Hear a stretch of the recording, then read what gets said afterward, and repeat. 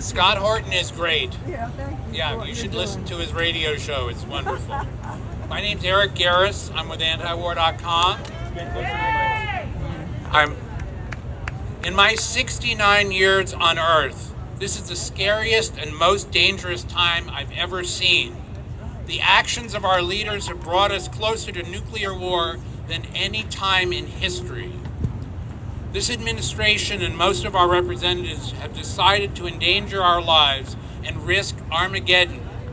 In less than a year, they've spent over $100 billion to feed this war at the expense of everyone except the military-industrial complex. Yeah, they're doing fine. A half century ago, a broad-based anti-war movement helped stop the bloody war against the Vietnamese people. That movement was made up of a huge cross-section of Americans. That movement included people of all colors, religions, political parties, and ideologies. It was a movement of unity. Anyone and everyone who opposed the war was welcome regardless of their positions on other issues. We should welcome and embrace everyone who opposes the advance toward World War III, whatever their reasons might be. There are so many reasons to oppose war, and specifically this war. Let us not argue about which reasons are better than others. Any argument to stop the war that can convince someone to join our movement is a good one.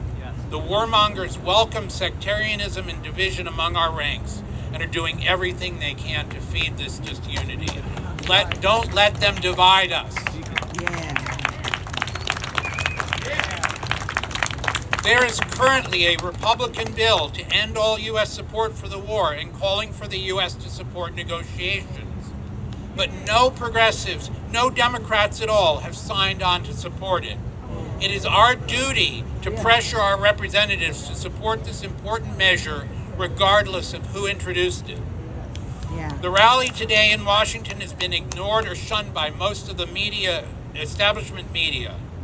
But on Friday night, Fox News Channel's Tucker Carlson had a 4-minute segment promoting the rally, which featured the 10 demands of Rage Against the War Machine. Yay! Let us take a lesson from the former slave and American abolitionist Frederick Douglass, who fought to unify the anti-slavery movement.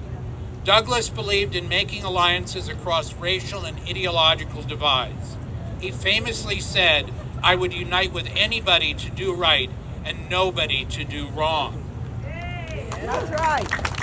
I had another person I was going to introduce here who was a surprise speaker. He was unable to get here, but I am going to read just a quick statement from him. That's John Dennis. He's the chairman of the San Francisco Republican Party. All right. Okay.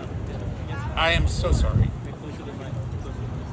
Says, "I'm grateful for any event that brings people of all political persuasions together to end the destruction wrought to body, soul, and treasure of war.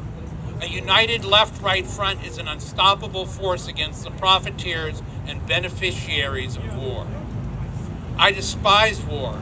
I despise the carelessness with which people talk about going to war, the carelessness with which the Washington Uniparty puts us into wars, the callousness with which wars are allowed to drag on. I fully support any person who wishes to defend the island of liberty we call the United States, but the best way to support someone willing to defend this country is to never put them in harm's way. In this country, Congress has long abandoned its authority over war power, effectively ceding it to the executive branch. It's time for Congress to take back the responsibility for declaring war. When I started in politics 15 years ago, few in the Republican Party remembered the long anti-war tradition of the right, much less embraced it. Today, I'm pleased that the anti-war right is growing and becoming a strong voice in the Republican Party. Hiram Johnson was a California Republican governor and then represented California in Washington as U.S. Senator.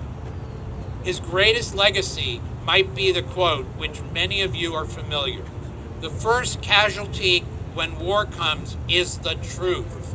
Yes. I suspect that all of us, from all points of view, agree with Senator Johnson. and that for war to be avoided, we must be the tellers of truth.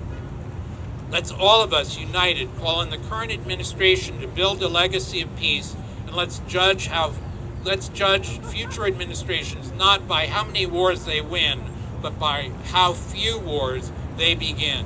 Thank you for your time. Let peace reign. And I thank you for coming, and let's build this movement into something that is big and can actually stop the war. Yay!